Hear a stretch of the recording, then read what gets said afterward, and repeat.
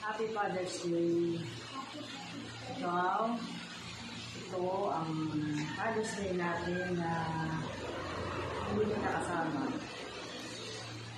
I miss you so much, Papa. Since 1981 to 2024, tayo magkasama, tayo naghiwalay lamang April 25, 2024. Isang ka man naroon, mahal na mahal ka namin ang mga anak mo, mahal na mahal kita. Pakantahan ka din ang isang pangkakartang, para sa iyo ko.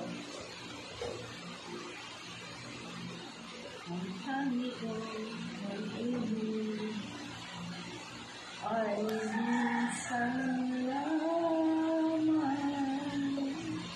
Ikaw yun ka. Yung ka. Ikaw, ang pag-ibig mo ulat. I love you very much, sir.